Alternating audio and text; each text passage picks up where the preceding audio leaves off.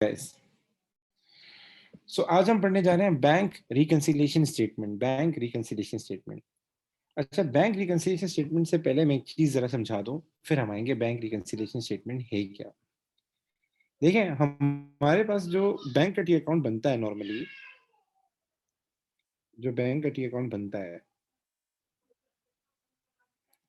हम नॉर्मली जब भी बैंक अकाउंट बनाते हैं तो फॉर सपोज वो तो कैश बुक में बनता है। आप लोगों ने कैश बुक सीखी होगी, लेकिन यहाँ सिर्फ मैं बैंक अकाउंट बना रहा हूँ दिखाने के लिए, टी अकाउंट शेप में। तो ये मैं बैंक अकाउंट बना रहा हूँ, ठीक है। नॉर्मली हमारे पास क्या होता है, हम जब बैंक अकाउंट बनाते हैं, जब भी हम चेक रिसीव करते हैं, जब भी हम कोई चेक रिसीव करते हैं, ठीक है, हम जब भी कोई चेक रिसीव करते हैं, कोई भी कस्टमर आके हमें चेक देता है, या जब भी हम जाके कैश जाके बैंक में डिपॉजिट करते हैं, हम क्या करते हैं, अपने बैंक अकाउंट को डेबिट कर देते हैं, ठीक है। जब भी कोई चेक जाके हम जाके डिपॉजिट कराएं बैंक में जाके, या जब भी कोई केस जाके बैंक में डिपॉजिट कराएं, तो हम अपने पास बैंक अकाउंट बना रहे होते हैं, उसको हम कर देते हैं डेबिट, उसको हम कर देते हैं डेबिट। इन शॉर्ट, मैं बताना ये चाह रहा हूं कि ये वाली जो साइड होती है हमारे पास, ये होती है डिपॉजिट वाली साइड। हम जाके जब भी बैंक में जाके कोई चीज डिपॉजिट करेंगे, हम जाके क्या करेंगे, अपने पास जो बैंक अकाउंट आ रहा है इसको डेबिट कर देंगे। इसी तरीके से हम पेमेंट भी कर रहे होंगे। तो जब भी हम किसी को चेक देंगे, जब भी हम किसी को चेक देंगे, तो हम क्या करेंगे, अपने बैंक अकाउंट को क्रेडिट कर देंगे। ये वाली साइड हमारी कहलाती है पेमेंट साइड। यहां तक मेरे साथ है बेटा? मेरी बात समझ में आ रही है? मैसेज में लिख दें यस या नो। मैं बता रहा हूँ, हम जब बैंक अकाउंट बनाते हैं तो नॉर्मली हम क्या करते हैं, जो भी चेक हमारे पास आ रहा होता है वो बैंक में हम डेबिट कर देते हैं, और जो भी हम चेक पे कर रहे होते हैं, जो भी हम पेमेंट कर रहे होते हैं बैंक के थ्रू, हम बैंक को कर देते हैं क्रेडिट, हम बैंक को कर देते हैं क्रेडिट। अब जरा गौर से सुनिएगा, सब मेरे साथ हैं? मैसेज में वाई लिख दें, यस लिख दें अगर सब मेरे साथ हैं तो। जी बेटा, अब सुनिएगा, गौर से सुनिएगा अच्छे तरीके से। देखें, ये जो बैंक अकाउंट है ये हम बना रहे हैं, हमसे मुराद बिजनेस, हमसे मुराद बिजनेस। ये जो बैंक अकाउंट है ये बिजनेस बना रहा है, और बिजनेस का नाम रख देते हैं हम लोग ABC। हम बिजनेस का नाम रख देते हैं ABC। ये जो अकाउंट है ये कौन बना रहा है? बिजनेस बना रहा है, और बिजनेस का नाम क्या है? ABC, ठीक है। अच्छा जी, हमारे पास जब चेक आएगा हम क्या करेंगे? डेबिट करेंगे। हम जब किसी को पेमेंट करेंगे तो हम चेक देंगे, तो हम बैंक को कर देंगे क्रेडिट। क्वेश्चन पैदा होता है कि सर, जब मैं किसी को चेक दूंगा तो पैसे कौन देगा उसको? हम तो उसको चेक दे देंगे, लेकिन उस पार्टी को जब पैसे चाहिए होंगे वो कहाँ जाएगा फिर? क्योंकि पैसे तो हमारे पास नहीं होते। तो जाहिर सी बात है, कोई ना कोई हमने बैंक अकाउंट भी ओपन किया होगा, जहां जाके हमारी सारी पैसों की डीलिंग हो रही होगी। तो फॉर सपोज मैं एक बैंक का नाम लिख देता हूँ यहाँ पर, मीजान। कि हम लोगों ने मीजान बैंक के अंदर, एक मीजान बैंक है, उसके अंदर हमने क्या किया है, अपना अकाउंट ओपन किया है। तो जो भी हमारा पैसों का लेन देन है वो कहाँ पर होता है? मीजान बैंक में होता है। मैं दोबारा रिपीट कर दूं, हम लोग बैंक अकाउंट बनाते हैं, हम लोग बैंक अकाउंट बनाते हैं रिकॉर्ड पर्पस के लिए। रिकॉर्ड पर्पस के लिए मतलब हमें पता हो किसने पैसे दिए हैं और किसको हमने पैसे दिए हैं, ये हमें पता हो। तो जब भी हम चेक रिसीव करते हैं हम बैंक को कर देते हैं डेबिट, और जब भी हम किसी को चेक देते हैं हम बैंक को कर देते हैं क्रेडिट। ये रिकॉर्ड पर्पस के लिए बनता है, ठीक है। ये कौन बना रहा होता है? आपका बिजनेस बना रहा होता है। और एक, और जहां आपने अपना अकाउंट खोला है, जाहिर सी बात है आपने बैंक अकाउंट कहीं ना कहीं ओपन किया होगा। तो फॉर सपोज मीजान बैंक में हमने ओपन किया है। क्यों ओपन किया? क्योंकि पैसों का जो लेन देन है, जो कैश में नहीं है, फिजिकल कैश है, वो मीजान बैंक कर रहा होगा मैनेज। आप जो भी जाके अपना दुकान से पैसा उठा के बैंक में जमा करते हैं, तो आप मीजान बैंक में जाके जमा कर देते हैं। जब किसी को पेमेंट करनी होती है तो चेक तो आप देंगे, चेक तो आप देंगे, लेकिन वो पेमेंट लेने कहाँ जाएगा? मीजान बैंक जाएगा। तो जो पैसों का लेन देन है वो हमारा कहाँ हो रहा होता है? मीजान बैंक में हो रहा होता है। तो जिस तरह हम अपने पास एक अकाउंट बना रहे होते हैं, सेम एज बैंक भी एक अकाउंट हमारे बना रहा होता है अपने पास हमारा। क्या मतलब? मैं जरा समझाता हूँ, गौर से सुनना। बैंक क्या करेगा? बैंक अपने पास, हमारा नाम क्या है? ABC। बैंक ABC के नाम से एक अकाउंट बना रहा होगा। और बैंक वाले ज्यादातर क्या करते हैं? रनिंग बैलेंस अकाउंट बनाते हैं। रनिंग बैलेंस का मतलब क्या है? मतलब टी अकाउंट शेप में नहीं होता, वो 3 कॉलम शेप में होता है। मतलब एक कॉलम होता है उनके पास डेबिट का, एक कॉलम होता है उनके पास क्रेडिट का, और एक कॉलम होता है उनके पास बैलेंस का। इसको कहते हैं रनिंग बैलेंस अकाउंट। तो जरा गौर से देखना कि बैंक वाले किस तरह एंट्री करते हैं, हम किस तरह एंट्री करते हैं। तो फॉर सपोज मेरे पास एक 200 का चेक आया, मेरे पास एक 200 का चेक आया, चेक पहले मेरे पास आएगा, तो मैं क्या करूंगा, अपने पास 200 रुपीज मेरे पास आए, तो मैं 200 रुपीज डेबिट कर दूंगा अपने पास, और वही चेक जाके बैंक में जमा कराऊंगा, वही चेक जाके बैंक में जमा कराऊंगा। तो जब मैं चेक जाके बैंक में जमा कराऊंगा, तो मेरा पैसा जो बैंक के लिए वो अमानत है या उनका अपना पैसा है? जब मैं अपने पैसे जाके, ये जो 200 रुपए का चेक आया है, ये जाके बैंक में जमा कराऊंगा, ताकि जो भी कैश है वो मेरा बैंक मैनेज करे। तो बैंक वालों के पास ये 200 रुपए पड़े हुए हैं, या 200 रुपए जो मैं जमा करा रहा हूँ, वो उनके लिए एसेट है या लाइबिलिटी? मतलब ये पैसे उनके हो गए या कल उनको वापस करने होंगे? संजना ने सही रिप्लाई दिया, बाकी वान्या ने भी सही रिप्लाई दिया है, बाकी बताएं। मैं अगेन अपनी बात रिपीट कर रहा हूँ, देखें ये 200 रुपये मेरे पास चेक आया, तो मैंने अपने पास बैंक को क्या कर दिया, डेबिट। यही 200 रुपये जाके मैं बैंक के अंदर जमा करूंगा, ताकि इसके अगेंस्ट कैश जो है मेरे बैंक में मेंटेन हो जाए। तो बैंक वालों के पास ये 200 रुपये कैश पड़ा हुआ है, 200 रुपये जो कैश पड़ा हुआ है बैंक वालों के पास, ये 200 रुपये जो कैश पड़ा हुआ है, ये इनका अपना हो गया या फिर ये अमानत है इनके पास? हम बैंक में जब अकाउंट ओपन करते हैं, हम एज अ सेफ्टी के तौर पे ओपन करते हैं। मतलब जो भी हमारे पास, जो भी पैसा हम जाके बैंक में डिपॉजिट कराएंगे, गौर से सुनना, जो भी पैसा हम जाके बैंक में डिपॉजिट कराएंगे वो बैंक के लिए अमानत है। तो उसका मतलब क्या है, वो बैंक के लिए एक किस्म की लाइबिलिटी है, वो बैंक के लिए किस्म की क्या है, लाइबिलिटी है। तो जब भी हमारे पास पैसा आएगा, हम करेंगे डेबिट, हम करेंगे डेबिट। और यही पैसा जब हम जाके बैंक में जमा कराएंगे, तो जाहिर सी बात है ये पैसा बैंक को वापस करना है, बैंक की लायबिलिटी में इजाफा होगा, बैंक की लायबिलिटी में इजाफा होगा। तो बैंक क्या करेगा, बैंक हमें करेगा क्रेडिट, बैंक हमें करेगा क्रेडिट। मेरे पास 300 रुपए का चेक आया, 300 रुपए का चेक आया, तो मैं करूंगा बैंक को डेबिट, मैं करूंगा बैंक को डेबिट। जब ये चेक जाके मैं बैंक में जमा कराऊंगा ताकि इसके अगेंस्ट कैश आ जाए, तो बैंक वालों की लाइबिलिटी क्या है, उसमें इजाफा होगा, क्योंकि पैसे अमानत के तौर पर रखवाए जा रहे हैं। फ्यूचर में हम उनसे लेंगे, तो बैंक वाले मुझे क्या करेंगे, क्रेडिट करेंगे। ठीक है, बैंक वाले भी एक अकाउंट बना रहे होते हैं ताकि उनको भी पता चले कितना पैसा आ रहा है, जा रहा है, और हम भी एक अकाउंट बना रहे होते हैं ताकि कल किसी पार्टी को हमें चेक देना हो तो हमें पता हो कितना पैसा आया और गया। यहां तक मेरी बात क्लियर है सबको?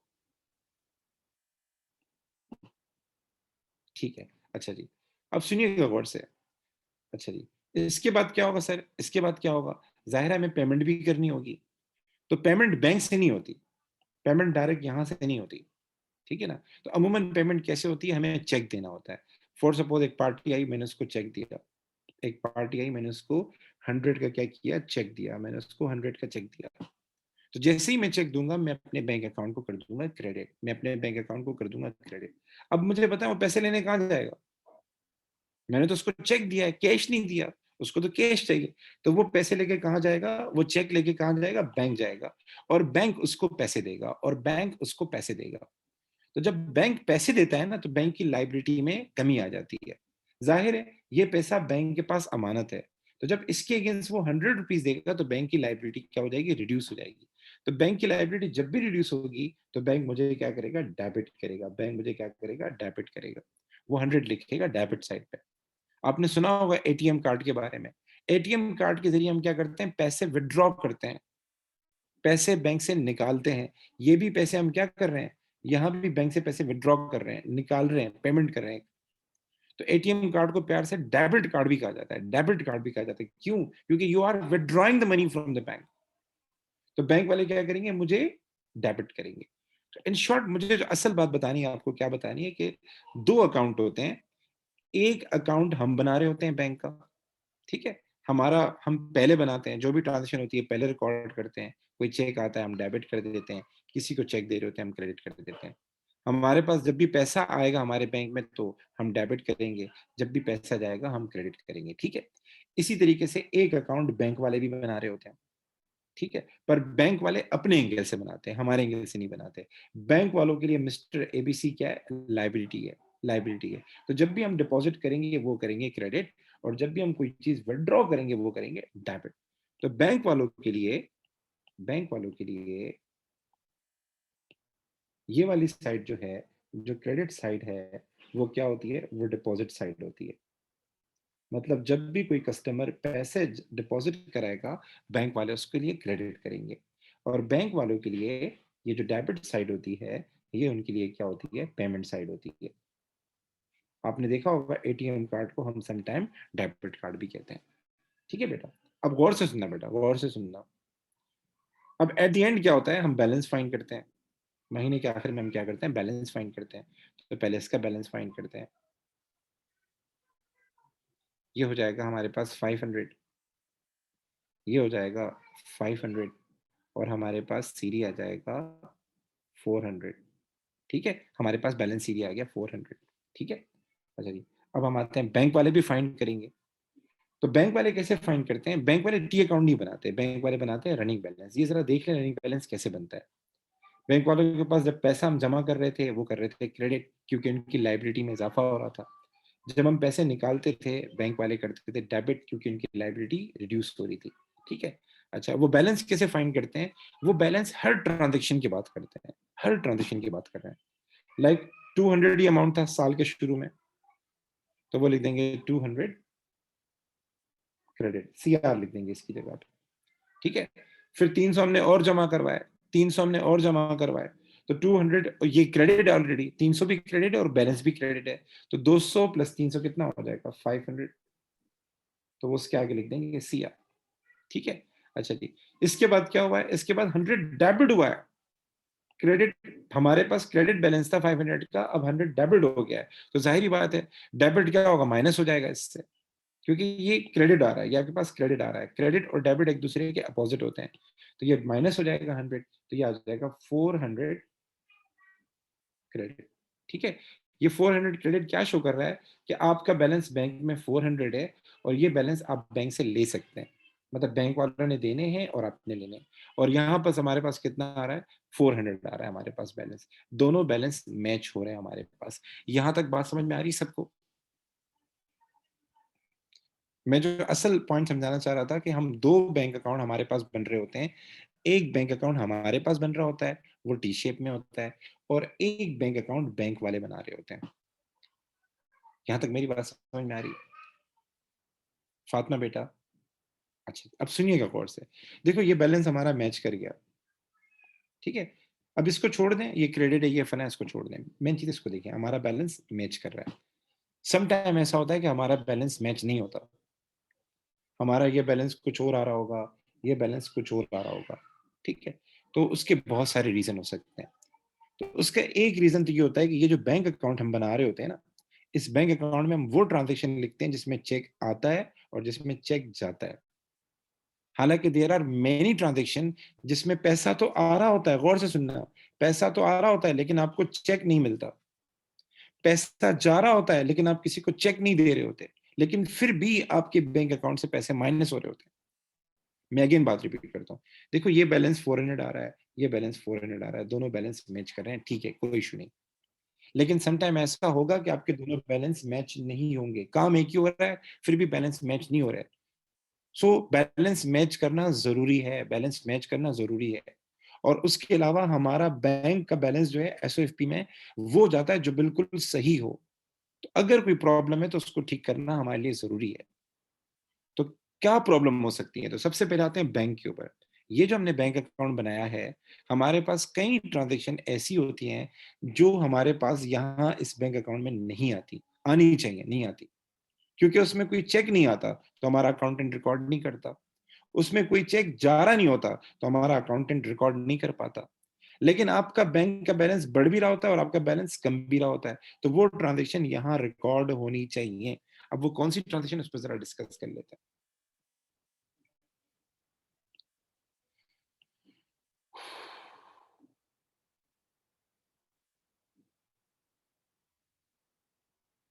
बेटा मैं तुम्हें पूरी बात बता रहा हूँ संजना बेटा, आप परेशान नहीं हो। बीआरएस बनाने के और भी मकसद हैं। सुनना बेटा,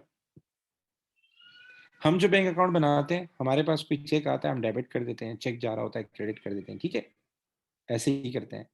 लेकिन जब हम एसओएफपी बनाएँगे ना एसओएफपी, तो एसओएफपी में हमें सही वाला बैलेंस लेके जाना होता है, जो एक्चुअल में हमारा बनता है। क्या मतलब? कभी-कभार हमारे बैंक में पैसा तो आ रहा होता है, लेकिन उसमें चेक नहीं आता। वो हमें महीने के एंड में पता लगता है, कैसे मैं आ रहा हूँ। और कभी-कभार हमारे बैंक से पैसा जा रहा होता है, माइनस हो रहा होता है, लेकिन हमारे अकाउंटेंट को पता नहीं लगता। तो ऐसी ट्रांज़ैक्शन हम क्या करते हैं, महीने के एंड पे रिकॉर्ड करते हैं बैंक वालों को देख के, बैंक स्टेटमेंट को देख के। ये बैंक स्टेटमेंट है। इसको देख के हम महीने के एंड में रिकॉर्ड करते हैं। वो आ रहा हूँ मैं इसके ऊपर। तो हम क्या करेंगे, सुनना बेटा, हमें एसओएफपी में वो वाला बैलेंस लेके जाना होता है जो कि हमारा बनता है, जो कि हमारा असल में बैंक बैलेंस बनता है। तो इसके लिए हम क्या करते हैं, एक करेक्टेड बैंक अकाउंट बनाते हैं। एक करेक्टेड बैंक अकाउंट बनाते हैं। करेक्टेड भी कह सकते हैं और इसको अच्छा वर्ड होगा अपडेटेड लिख दूँ।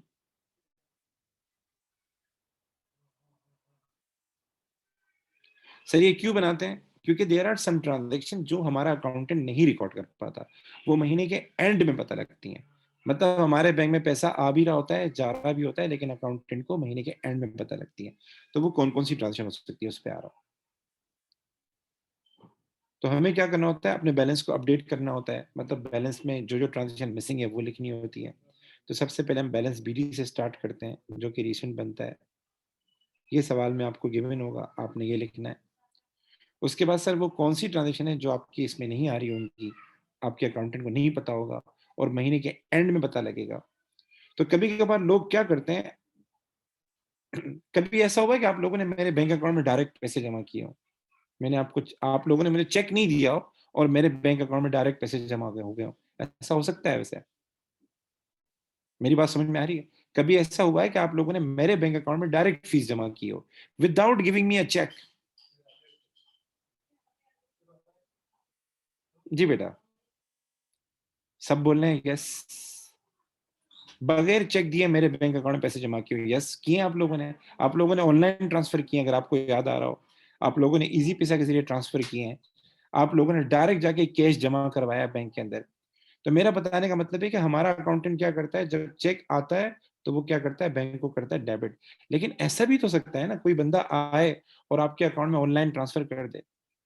कोई बंदा आए, डायरेक्ट आपके बैंक में जाके कैश जमा करवा दे, ऐसा हो सकता है?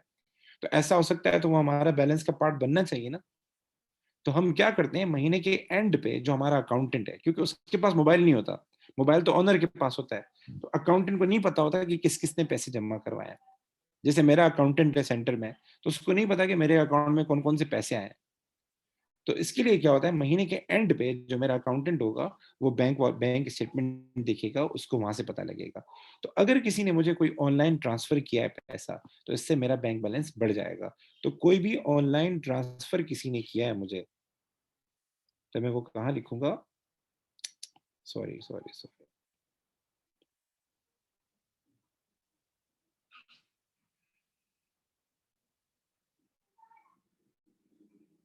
अगर कोई मुझे ऑनलाइन ट्रांसफ़र करता है पैसे, तो वो मैं क्या करूँगा, डेबिट साइड पे लिखूँगा, उससे मेरा बैंक बैलेंस बढ़ जाएगा, ठीक है? इसको कभी-कभार क्रेडिट ट्रांसफ़र भी कहते हैं, इसको ऑनलाइन ट्रांसफ़र भी कहते हैं और क्रेडिट ट्रांसफ़र भी लिख कहते हैं, मैं लिख देता हूँ। ये हम क्यों लिख रहे हैं? ताकि हमारा सही वाला बैलेंस आए, जो हमारा बनता है बैंक का, ठीक है?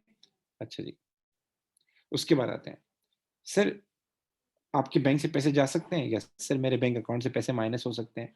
बैंक वाले क्या करते हैं, हर महीने बैंक चार्जेज़ माइनस करते हैं, अगर आपको पता हो। तो बैंक चार्जेज़ में कोई चेक नहीं जा रहा होता। वो ऑटोमैटिकली हर महीने क्या कर रहे होते हैं, कभी एसएमएस के नाम पे, कभी एडमिन के नाम पे, कभी कार्ड मेंटेनेंस के नाम पे, हर साल क्या कर रहे होते हैं, आपके पैसे माइनस कर रहे होते हैं। तो ऐसा हो सकता है कि बैंक वालों ने बैंक चार्जेज़ माइनस किए हों। तो आपका बैलेंस कम हो जाएगा उससे, जो कि हमें करना चाहिए। तो हम बैंक चार्जेज़ से क्या होगा, हमारा बैलेंस कम हो जाएगा। तो ये हम कहाँ लिखेंगे? ये हम लिखेंगे क्रेडिट साइड पे। ये हम क्यों लिख रहे हैं? क्योंकि चेक नहीं जाता इसके अंदर। महीने के एंड में पता लगता है कि हमारे कोई बैलेंस कम हो गया। अच्छा जी, और इसके अलावा जिस तरह हमें लोग पैसे दे रहे होते हैं ना,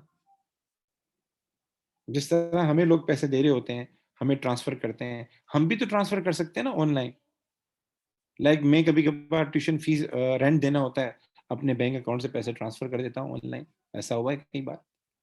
कभी-कभार जैसे ज़ूम है, ज़ूम की मुझे पेमेंट करनी होती है, तो मैंने ऑटो मोड लगाया हुआ है, ऑटो मोड लगाया हुआ है। हर महीने की 14 तारीख को ज़ूम की पेमेंट मेरे अकाउंट से हो जाती है। हर महीने की 14 तारीख को। उनकी एक स्पेसिफिक पेमेंट है, वो हर महीने हो रही होती है। मेरे अकाउंट से ऑटो मोड पे लगाया हुआ है। एक स्पेसिफिक पेमेंट है, वो हर महीने मेरे अकाउंट से माइनस हो रही होती है। तो जिस तरह मेरे पास पैसा आ रहा है, ऐसे मैं भी तो ऑनलाइन ट्रांसफर कर रहा हूँगा किसी को। तो मेरे अकाउंटेंट को तो नहीं पता होगा, वो तो महीने के एंड में पता लगेगा। तो 2 तरह के ऑनलाइन ट्रांसफर होते हैं, 2 तरह के। एक को हम कहते हैं स्टैंडिंग ऑर्डर।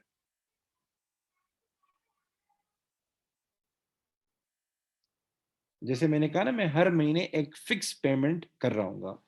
1 मिनट वेट कीजिएगा, 1 मिनट वेट कीजिएगा, ये बार-बार रुक रहा है। बल्कि सही 1 मिनट वेट कीजिएगा। सॉरी बेटा। तो मैं ये कह रहा था कि मैं हर महीने क्या करता हूँ, एक फिक्स पेमेंट करता हूँ अपने बैंक अकाउंट से। हर महीने एक फिक्स पेमेंट करता हूँ, ऑनलाइन करता हूँ।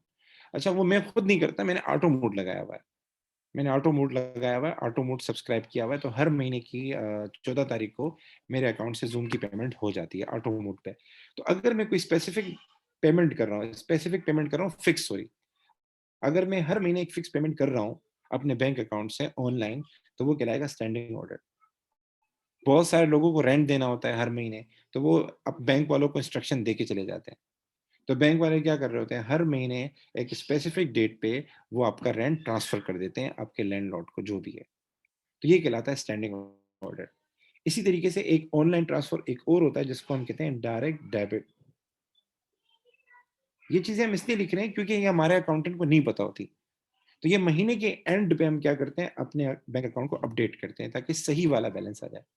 डायरेक्ट डेबिट में क्या फ़र्क है और स्टैंडिंग ऑर्डर में क्या फ़र्क है? दोनों ऑनलाइन ट्रांसफर हैं, जो कि बिज़नेस कर रहा होता है पेमेंट के तौर पे। ये जो ट्रांसफर है ये फिक्स होता है, इसकी पेमेंट फिक्स होती है।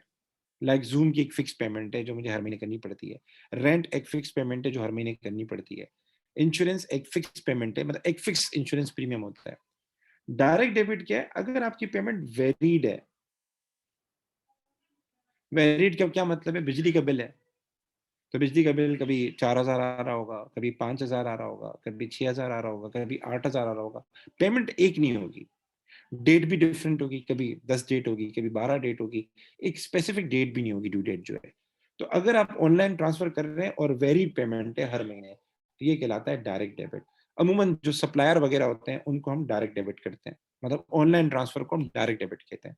और कोई रेंट वगैरह देना है, कोई आपने इंश्योरेंस प्रीमियम देना है, तो उसके लिए वर्ड यूज़ होता है स्टैंडिंग ऑर्डर। ये दोनों ही ऑनलाइन ट्रांसफर है। यहाँ तक मेरी बात क्लियर है?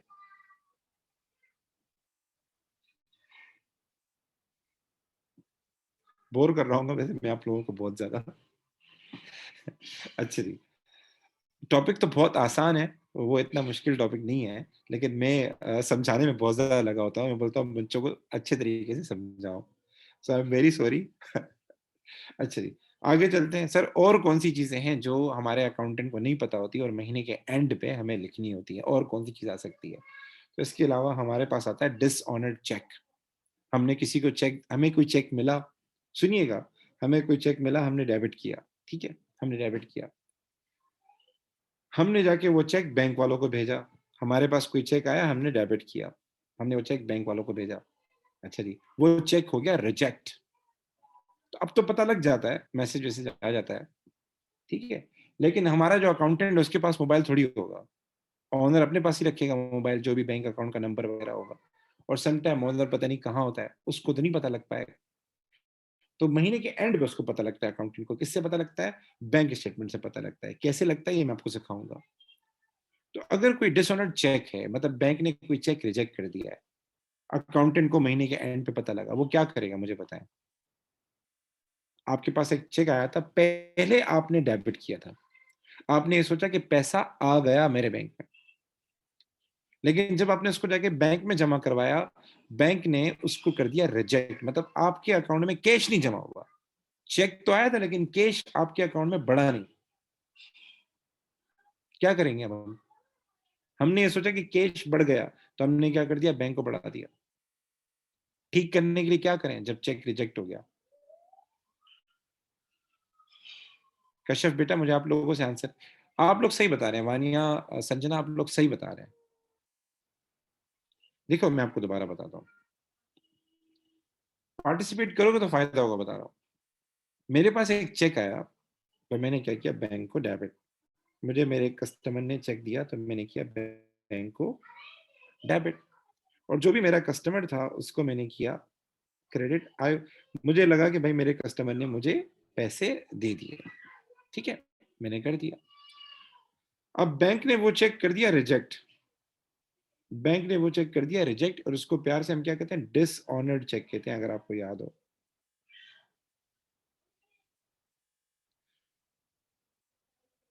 और कभी कभार बैंक उसके आगे लिख भी देता है, refer to drawer, refer to drawer. Drawer उस बंदे को कहते हैं जिसने आपको चेक दिया था, जिस बंदे का अकाउंट था, उसको हम क्या कहते हैं, ड्रॉर कहते हैं। तो रेफर टू ड्रॉर का मतलब ये होता है कि सर आपको जिस बंदे ने चेक दिया ना, आप उससे राब्ता करें, उसने आपको चेक सही नहीं दिया या उसके अकाउंट में बैलेंस नहीं है। तो मुझे बताएं क्या करेंगे?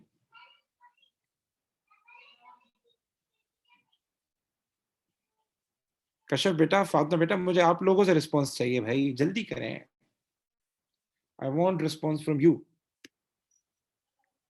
ठीक है कश्यप बेटा, सही है बेटा, सही है, बिल्कुल सही बता रहे हैं। अब हम क्या करेंगे, उसको क्रेडिट करेंगे। अब हम क्या करेंगे, बैंक को करेंगे क्रेडिट, और कस्टमर को करेंगे डेबिट, कस्टमर को करेंगे डेबिट, सही फरमाया।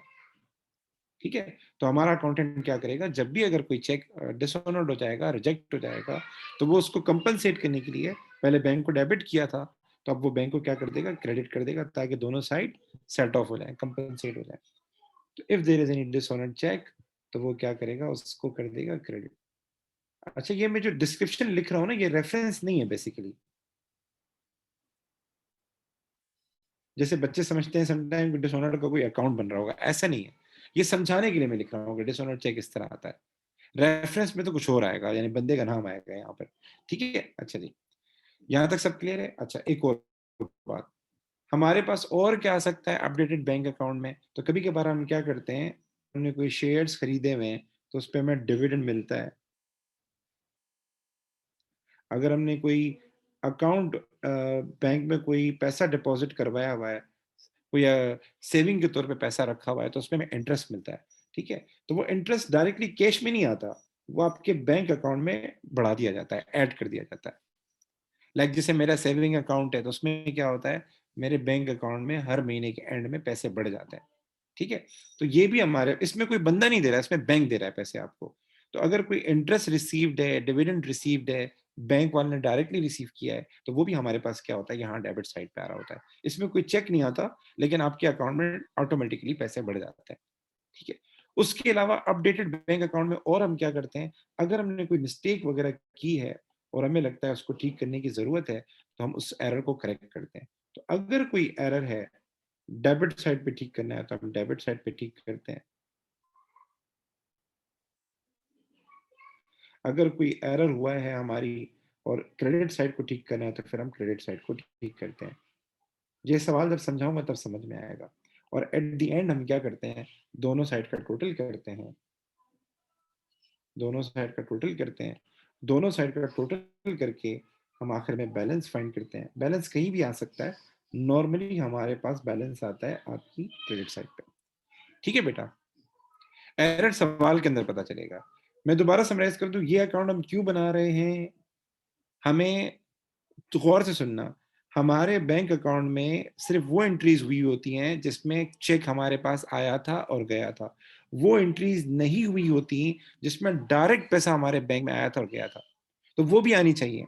क्योंकि एसओएफपी में वो बैलेंस जाएगा जो हमारा सही वाला बैलेंस है, जो एक्चुअल में हमारा बैंक में पैसा बनता है वो जाएगा हमारे पास। तो इस अकाउंट को अपडेट करने का मकसद क्या है, ताकि हमारा सही वाला बैलेंस आ जाए। तो एक सवाल कर लेते हैं, एक छोटा सा सवाल भी कर लेते हैं, 1 मिनट रुकिएगा। यहाँ तक बेटे ये एक सवाल है, ठीक है, और इस सवाल में ये हमारा है बैंक अकाउंट, जो हमने बनाया है, जो हमने बनाया है। वो हमारा अकाउंट हमेशा टी शेप में होता है। ठीक है, और ये है बैंक स्टेटमेंट। ये बैंक वाले ने इंफॉर्मेशन दी है कि ये पैसे आए थे और ये पैसे गए थे। ठीक है, तो ये हमारा अकाउंट है जो ऊपर वाला है, जो टी शेप के अंदर, ये हमने बनाया। अब हमारा जो रिसेंट बैलेंस आ रहा है वो आ रहा है 3437, 3437, और बैंक वालों का जो रिसेंट बैलेंस है वो 3127 है। एक तो बैलेंस में फर्क आ रहा है, ठीक है, वो अपनी जगह पे। हम क्या करेंगे, हमें पहले इस अकाउंट को करना है अपडेट। ठीक है, कैश बुक में ये बनता है, इसीलिए कैश बुक लिखा हुआ है। तो हमें इस अकाउंट को क्या करना है, अपडेट करना है। अपडेट का मतलब ये जो बैलेंस है ना 3437, इसमें सिर्फ वो चेक शामिल है जो हमने रिसीव किए थे, और वो चेक पेमेंट में आ रहे हैं जो हमने दिए थे। बहुत सारी ट्रांजेक्शन नहीं आ रही होंगी जो कि हमें लिखनी है, तो इससे ज़ाहिर है बैलेंस में फर्क आ जाएगा। तो सबसे पहला काम क्या करते हैं, हम अपडेटेड बैंक अकाउंट के अंदर हम बैलेंस बीडी लिखते हैं। बैलेंस बीडी रिसेंट वाला उठाते हैं, रिसेंट वाला। ये जो बैलेंस बीडी ये दिसंबर 1 को आ रहा है, और ये जो बैलेंस सीडी है ये कब है, दिसंबर 31 को आ रहा है। तो हमें रिसेंट वाला बैलेंस उठाना है। रिसेंट वाला बैलेंस कौन सा है, 3437 है या 3419 है? एक दिसंबर 1 को आ रहा है, एक दिसंबर 31 को आ रहा है। तो अपडेटेड बैंक अकाउंट महीने के एंड में बनता है, साल के एंड में बनता है। तो हम ये वाला बैलेंस उठाएंगे 3437। ठीक है, 3437 उठाएंगे रिसेंट वाला। दूसरी बात, बैलेंस सीडी कहाँ आ रहा है, क्रेडिट साइड पे। तो हमें बैलेंस बीडी से स्टार्ट करना है। बैलेंस बीडी कहाँ आएगा, डेबिट साइड पे। तो हम डेबिट साइड पे लिख देते हैं बैलेंस बीडी, और इसके आगे लिख देते हैं 3437।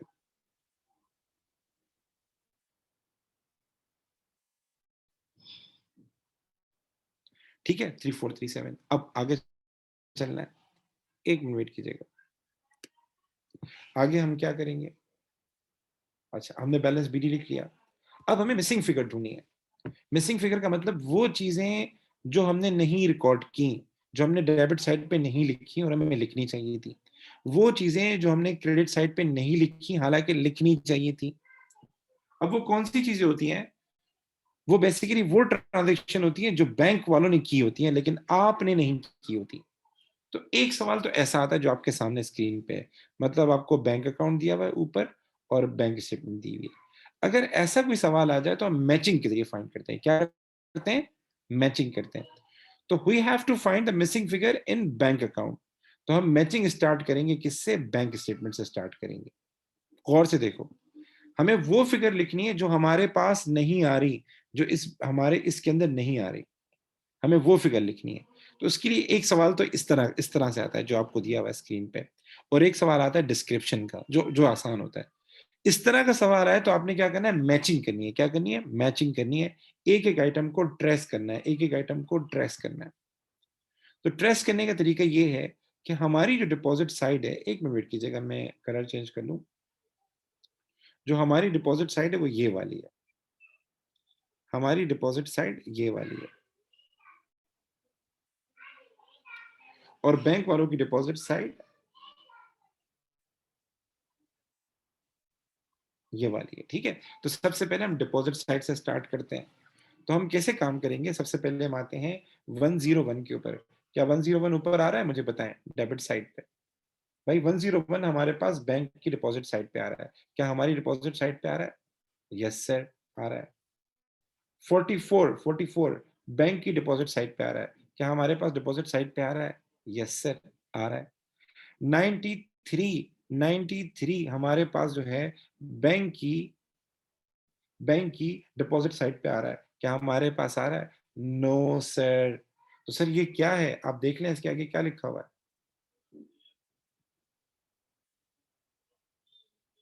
ये मिसिंग आइटम है। और ये क्यों मिसिंग है, क्योंकि किसी बंदे ने ऑनलाइन ट्रांसफर किया था पैसा। जब ऑनलाइन ट्रांसफर किया था तो हमारे अकाउंटेंट ने ऊपर नहीं लिखा था।